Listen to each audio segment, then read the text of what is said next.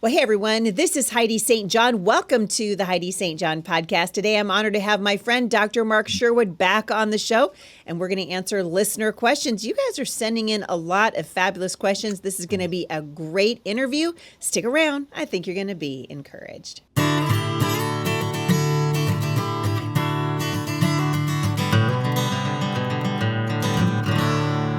Well, hey, Dr. Mark, my goodness, welcome to the show. Hey, thanks for having me. I appreciate you.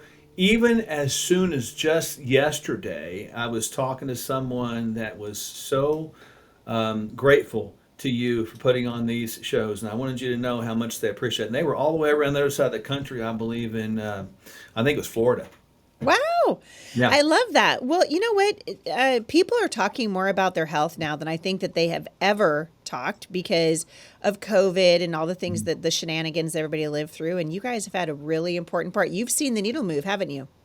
I have. People are starting to talk about it more than ever before. I mean, it's like we went from ultra extreme weirdo to not quite as extreme weirdo. So it's been very good. Ha ha ha. Honestly, we're even seeing a little shift in the medical community. It's slight. You're not going to get the majority, but you're starting to see people at least stand up, take notice, and have the ability or willingness to engage in a conversation.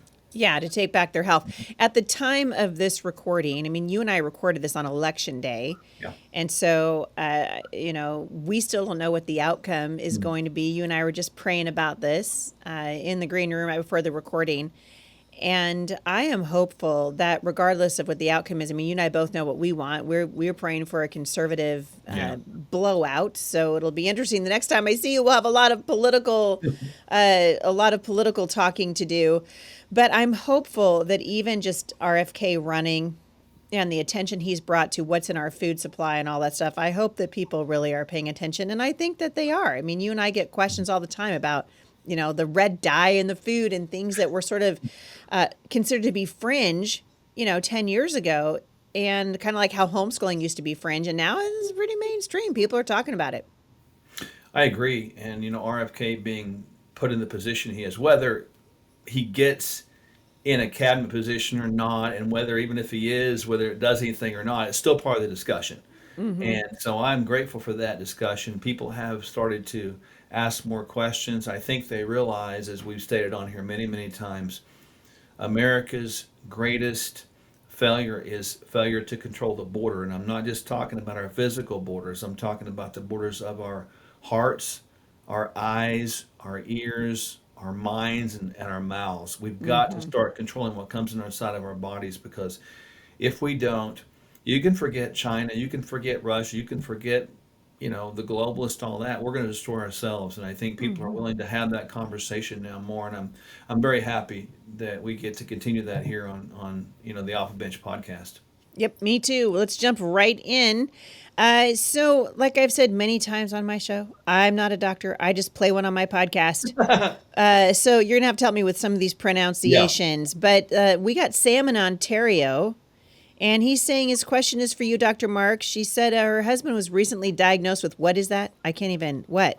Can you see it? Yes. Let me get that out here. I've got that on my little Come note on. here. I want you to say it for me so I don't butcher Yeah. it. Okay. Moralgia paresthetica. Yeah. Moralgia paresthetica. Yeah, that's it. That's the thing. She says he's suffering terribly with excruciating pain in his left leg. He was given some low dose painkillers from the hospital, but they don't seem to be helping as much now. He's been using ice packs, stretching, other things, but the pain isn't subsiding. Dude, that is no joke. Pain, like being in pain all the time. Ooh, it's Well, no joke. it's kind of like painful to even think of how to say that word, isn't it? But, It you is. know, I mean, the, I'm in pain just trying to pronounce it. Well, so just so people understand what that is, it's kind of a pain in the outside of the thigh area that's not really related to an injury. That's kind of what that is. In other words, they don't really know what it's caused by, but it's pain that's definitive. And they try to give many times like painkillers and shots and things like that. Anti-inflammatory steroids to sort of tone down the pain. But now what I've seen with that one is this: is if we'll sometimes work on structural changes like losing any excess weight. That's a big deal. Taking the omega 3s, taking the pro resolving mediators. Those three things right there generally make a big difference. And remember that pain is sort of a phenomenon that can be triggered by a lot of different things. It can be triggered by stress. It can be triggered by lack of sleep. It can be triggered Boy. by poor inflammatory food coming in. So all lifestyle factors should be encouraged as well as those two supplements that I just mentioned. All right, Shannon in Iowa, she says, "Do you got any solutions to vertigo? My husband has had vertigo symptoms for over 20 years. It's really impacted his life and made him feel inadequate and fearful that he's dying. I'd love for him to find healing from this issue and love to hear your input." Well, vertigo is one of those things that can be a nuisance, a bother, and certainly disrupting to a person's life. No question about it. First of all, a couple things that your husband can do. He can begin to work on moving the head slower from side to side, getting up slower, sitting down slower, because those quick movements like that will usually trigger the vertigo or make it even worse. There's some crystals inside of the ear that can be adjusted through a little maneuver that most chiropractors can do. So if you can find a chiropractor near you, they can adjust those crystals, and that typically has a very good, pretty consistent effect towards minimizing that. And then again, as I've said, like a broken record, anti-inflammatory eating to turn down any sort of inflammation processes that's excessive, that can also contribute to some relief there. It seems like inflammation. I mean, if I had a nickel, Dr. Mark, for every time I've heard you Oh, say inflammation, it seems like inflammation. I feel like that is the word now that I used to hear when I was growing up. Everyone's like, it's cholesterol, it's cholesterol, it's yeah, cholesterol.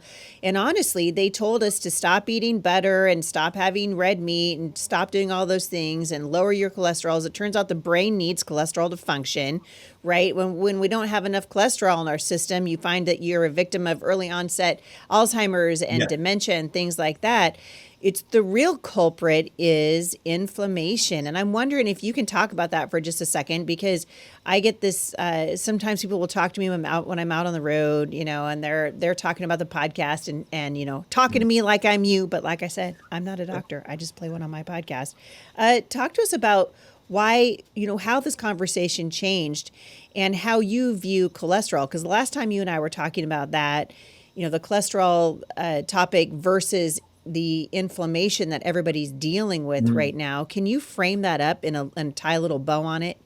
Yeah, so let's talk about cholesterol first. Cholesterol is carried on a protein. Cholesterol is kind of a fat carried on a protein called low density lipoprotein, known as LDL. So let's think cholesterol going on a piggyback ride as it's being produced in the liver, and LDL is carrying it around the bloodstream. And cholesterol has a powerful effect on the formation of hormones, all hormones.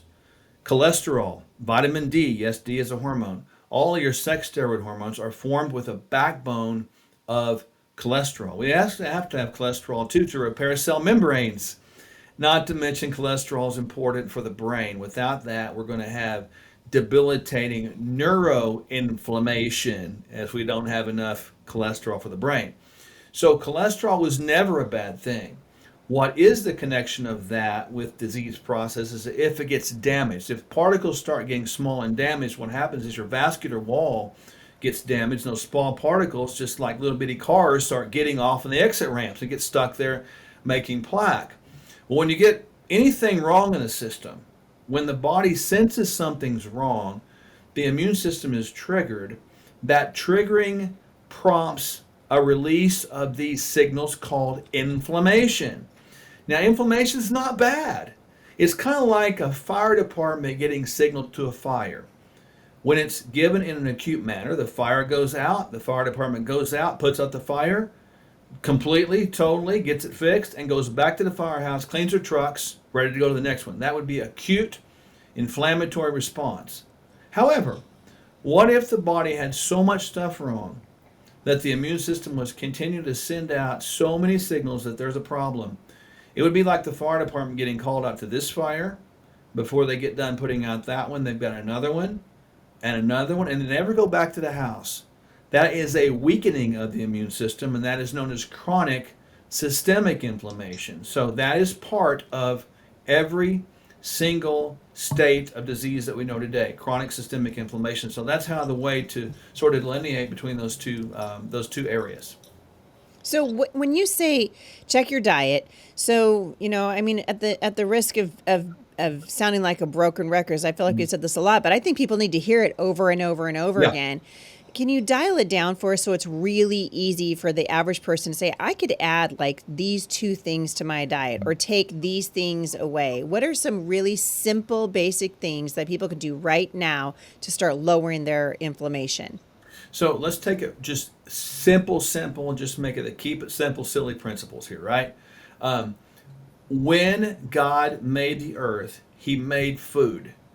He made food in a packaging that He packaged. In other words, He wrapped it, He colored it, He flavored it, He made it full of nutrients. If God made it and it's in the original form, the body will receive that as food. The body will not see that as an enemy. It will see it as an aid, and it will extract nutrients from that drive the systems of the body to make them work well. That's what we should be doing. However, when the body takes in food that's not food in the original packaging, such as boxed foods, processed foods, Captain genetically Crunch. modified food, yeah, exactly. Cereals and all this mess that we hear about so much. The body doesn't deem that and respond to that as food. It responds to it as an enemy invader, like it's supposed to, because it's an intruder. It's crossed a barrier without being vetted properly. And that's created a problem inside, and the body kicks out all kinds of inflammatory signals. That's why the invasion of inflammatory foods into the border of our mouth, into the interior of our body, I feel is the greatest threat to humankind's existence, specifically in America. And so this idea of bringing in inflammatory food is not that hard. People just need to look at it and go, okay, can I imagine this thing? And I'm being funny to prove a point. Can I imagine a Big Mac or French fries or donuts being hanging from a tree in the Garden of Eden? And of course the answer is going to be no. That means they're not food, and they never were food. And if we can just begin to view things like that, go in the grocery store, stay on the perimeter, look for God's food versus man's food, we're going to get God's blessing instead of man's cursing. Well, so, and I think, moms especially with young kids, this is very hard in the culture because the processed food are what's shoved at kids all day long. So maybe instead of French fries, you start making baked sweet potato fries. We started doing that at Yeah. our house. Really good alternatives. Instead of a lot of really heavy, rich sauces, you start incorporating olive oil and vinegar. Remember, I told you a couple of weeks ago that I was making fire cider? Remember that? Yeah, I did. Yeah. All right, dude. I have an update. Would you like to hear it? I want to hear the update. Okay, here's my update. So I made three different kinds of fire cider, which for those of you who've never heard of this before, this is apple cider vinegar. Look it up. It's apple cider vinegar, and you basically ferment it with different produce. So I made three different kinds. One of them I think was called Sparrow's fire cider, but it had turmeric in it and ginger in it and all kinds of anti-inflammatory foods. And I let that sit on my shelf for about 6 weeks, shake it every day. Another one had horseradish and ginger and lemons and onions and jalapeno pepper. And then another one had a lot of the spices from the Four Thieves. So it's called Thieves Cider. Anyway, I just took them out of the fermentation phase a couple of days ago and strained all those ingredients through a little strainer. And you drink like 2 ounces a day. It's amazing what this does. It's an anti-inflammatory. It is really good for your gut. It's a probiotic because you've got all the fermentation that's happened in there. Add a little bit of organic raw honey to it, and it doesn't have the bite. But I'll tell you what. So I learned today, and actually as we are recording this on Election Day, and I realize Election Day is over, but as we are recording this, I took the pulp from that, the leftover, whatever it was in each of those individual jars, and I'm dehydrating it in my oven. So it's like 10 hours on about 150 degrees, and you put it in your blender, and now you've got spices that you can add to a baked potato or to hummus that you've made. And there are lots of really good, fun ways that we can start incorporating really old traditions, because these are Yeah. old traditions. I feel like the stuff that's hurting us is not the old stuff. It's the new stuff. Have you seen the same thing? Yeah, I agree. When we started getting into the development of foodstuffs like Kingdom Fuel and Kingdom Crunch and Kingdom Candy and all this stuff, our thought process, let's try to keep the taste. that we've grown so accustomed to, but Yeah. find old ingredients to put in there that actually blend together and taste Yes. awesome. And it wasn't that hard. It just Right. wasn't that hard. And guess what? Now people love that stuff. I mean, I'm Yeah. seeing parents that are using Kingdom Crunch, for example, as cereals every single day, and they can't believe it's healthy. But I looked at them and I just say, look, you see organic blueberries, you see turmeric, you see kale. There it is. And so Mm-hmm. you mentioned using what God made. That's what it is. It's the Yeah. combinations of these unlimited, I use that word intentionally, unlimited resources on planet Earth. Well, no, Yep. we're not running out, man. We have unlimited resources. We just got to go back and think through with wisdom how to Right. find and use those things again.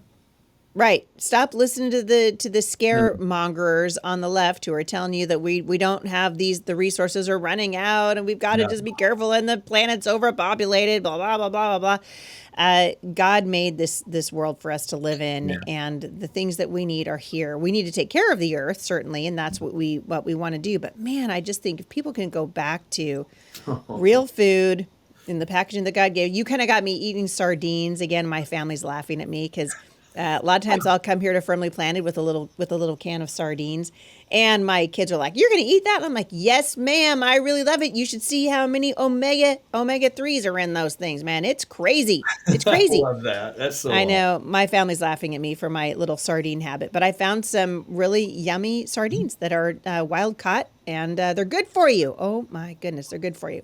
All right, we can stop talking about that. Lori in Knoxville, she says she's got a 14-year-old daughter who's had 3 knee surgeries in the last 2 years due to patella alta.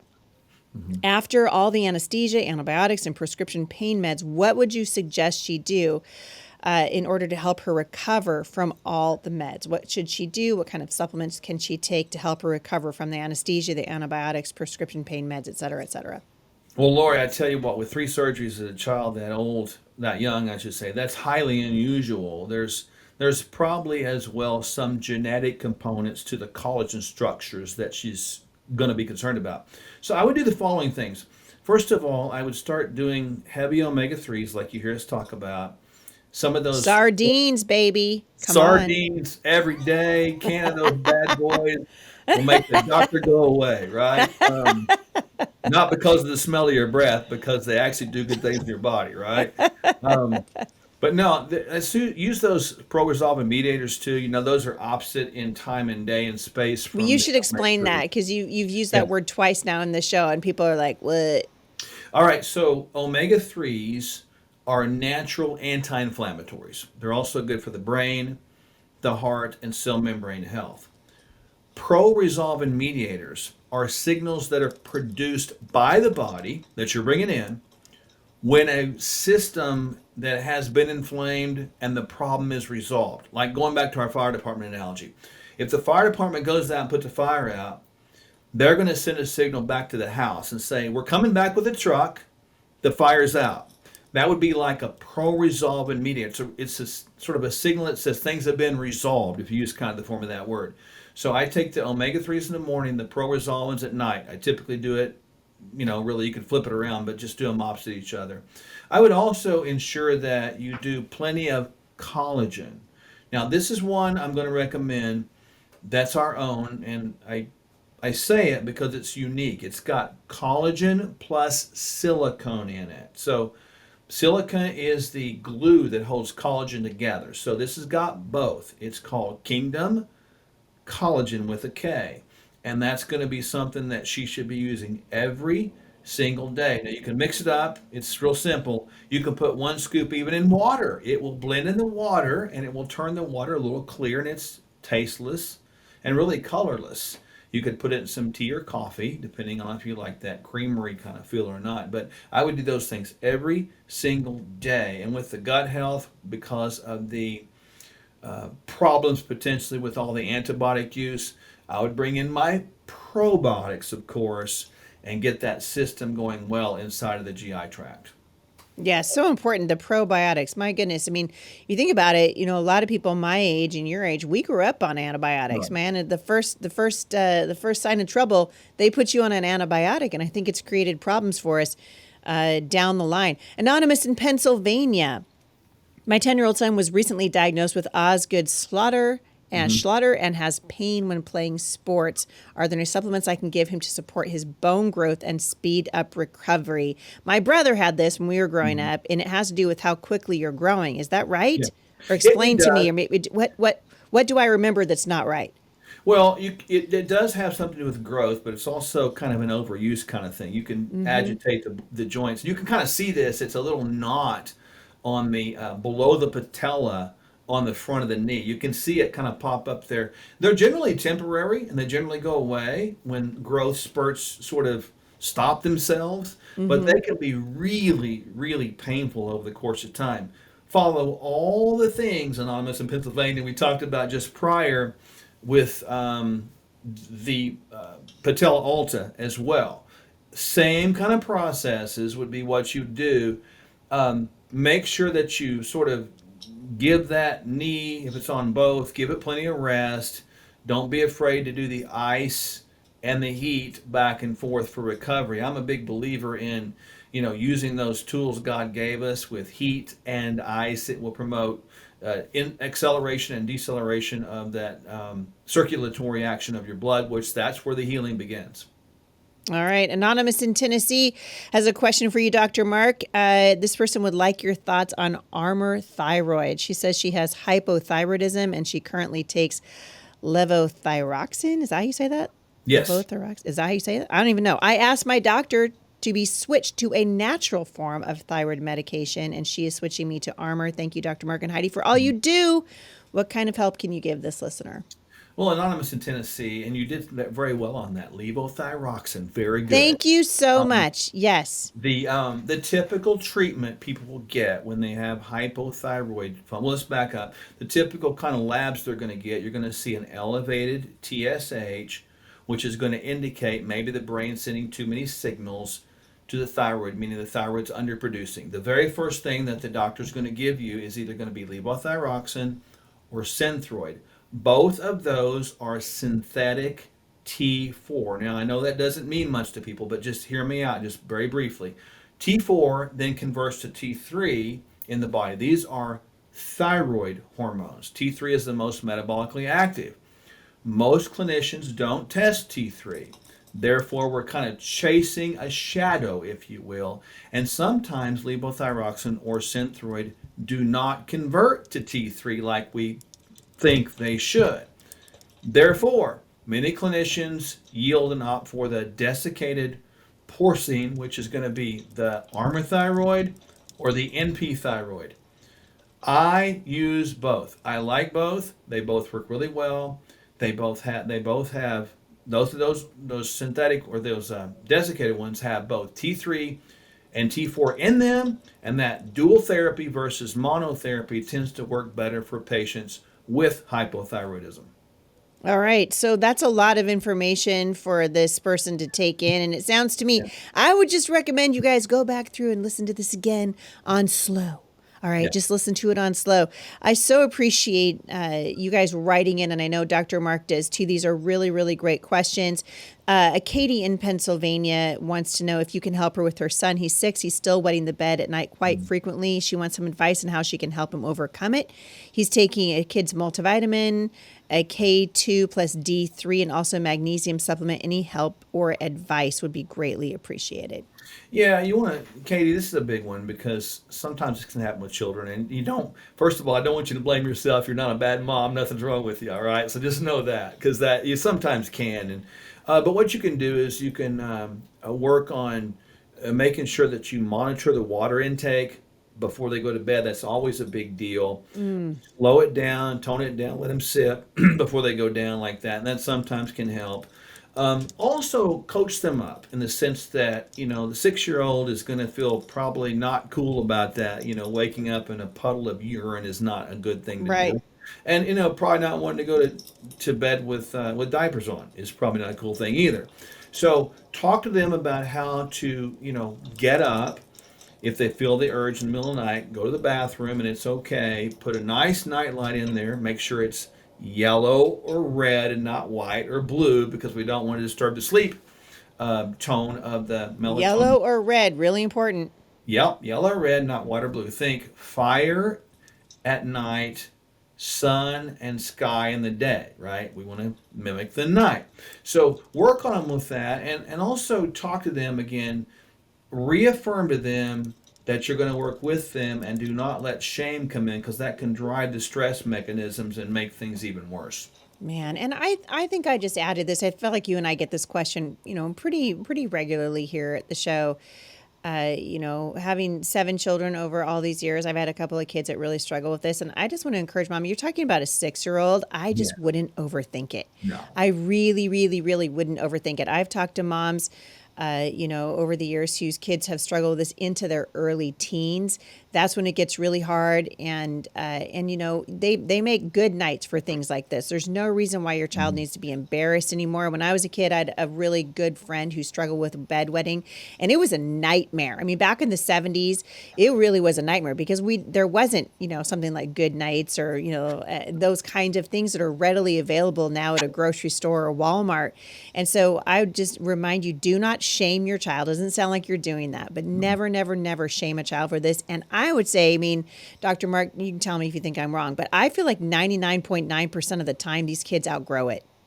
Yeah, I think you're right. It's something, if you don't make them self-conscious about it, Yep, that's the thing. then it's going to go away. But if you make them self-conscious about it, the subconscious gets involved, and that's a curious thing, and sometimes it becomes more difficult than it should be. Boy, it's so true. And I noted in our kids when we faced this issue, I just didn't make a big deal out of it at all. I was like, "Oh, that's all right. There's a package of good nights in the hall closet. You can get one and put it in your bathroom. Let me know if you've got any trouble, and you're going to outgrow this." And it seemed like my willingness to just sort of treat it as a nothing burger really, really, really helped. I think what you're saying is right. It really helped the subconscious. So, they didn't feel embarrassed. They felt like, hey, other kids go through this. And guess what? All of my kids outgrew it. All of them. Nobody needed surgery. Nobody needed, and most of them don't even remember anymore. So I would just encourage you, love on your kid. Don't shame them. And don't worry. Your child's going to outgrow this. Again, I'm not a doctor. Dr. Mark is. I'm not the doctor. I'm just the mom. I'm just the mom. I've got another question here, Mark, that's not on your list, but I want to read it to you. A young mom writing in to say that she's really struggling getting her daughter to want to eat. She says she has a daughter who just has a hard time eating. She's used to processed food, so they're trying to pull her away from the processed foods and really help her develop good eating habits. I was over at a friend of mine's house maybe 2 weeks ago now with our staff, and these wonderful parents have done a phenomenal job of introducing their kids to real food. And to watch all 4 of their children go through the buffet line and take huge helpings of salad with, wonderful organic, dressing on it. They're picking out vegetables. I mean, these kids were not afraid of real food. And it occurred to me that maybe what we need to do is just normalize real food with our Yeah. kids. It's not normal in our culture anymore for kids to eat real food. What's normal is Captain Crunch and processed things and things that are in packages. And what are some ways, Dr. Mark, that we can really help our kids want to and enjoy eating real food? Well, depending on how old they are when you make the change, that can be a Start them little, young if you yeah, that can be a can. little more difficult the older Yep. they get, especially if they're in school age and have been around their peers a lot. If they're really young, it's not hard at all. You just start them off that way, and it's going to be normal for them, and they're going to look at their friends like this, mom, dad, that's terrible. That they're going to notice the difference. But Yep. for the young mom here, you kind of want to. I agree with Heidi 100%. You want to normalize eating healthy. Your child will eat when they're hungry. That hunger mechanism is one that God gave them. And I guarantee you, if you'll make it normal, in other words, you're sitting at the dinner table, you're eating healthy there, and they're not eating because they don't want it, fine. Right. Come Just on. just move on with it. Don't make it a big deal, and they'll come back and eat. It might take a little bit. Exercise the patience that's within you, and be consistent, be predictable, and don't waver. And you'll find out that those behaviors lead you down a pathway of pure gold and blessing. Man, it's so true. It's so true. Before we leave today, I got one other issue I want to kind of throw out there. How important, because we're coming into the holidays, right? And we just got, we just got walloped with the end of daylight savings time. So, like here in the Pacific Northwest, it gets dark, like 4:30. It's Yeah. getting dark. I have changed my attitude about this. I have decided to embrace it because I love going to bed. Yeah. I'm a little bit. You can ask any of my kids. I'm a bit of a pajama junkie. I love pajamas, and my daughter said to me the other day because I saw this really cute pair of pajamas at the store, and I was like, oh, I love pajamas. And she said to me, Mom, I don't actually think you love pajamas. I think you just love going to sleep, and pajamas let you know you're going to bed. And I was like, yeah, you're right. That's right. I love going to bed, but I think people can really struggle with depression in the wintertime. Yeah. Really struggle with the lack of daylight. What are some things that people can do to sort of offset that a little bit in the states around the world and the United States in particular, where they get an awful lot of dark nights in the winter? Well, there's a couple things you can do. First of all, the good old fashioned faithful is keep your vitamin D levels up, Come because on. again, too much darkness can deplete vitamin D in its natural form. Again, like we talked earlier, vitamin D is made of cholesterol. So if you're taking a Is that statin, also in sardines? I mean, I just yeah, need to you're going to know. need some D in sardines as well. Okay, come on. So, keep that up there. 5,000 international units every day for everybody over 12 is kind of what we've Should recommended. they take that with K? Is it K2? What do they take that with? Yeah, most of the D's out there, the one that I use is right now is called D Supreme, and it's got a little bit of K1 in it, about 500 micrograms, and it's got about 250 micrograms of vitamin K2. K1 converts to K2. The reason that's important is because D, one of its jobs, as in addition to helping the brain health for being antidepressant, is to help calcium get absorbed in the gut, and then K helps direct calcium from the gut to your bones as opposed to lying around and getting perhaps stored in your arteries. So that's a very good Mm. combination. And then I'm a big fan of activity, activity that sort of brings about a sense of life, is always good. There's nothing wrong with, it's dark, you can't go outside, have a family night, game night. It's okay, man. Yeah. Do something to stimulate the activity and then embrace the idea. Why do we have daylight and darkness and all that? Because we Got need to rest. Yeah, we got to rest. It's okay. We got to Hey rest. man, I'm telling you what.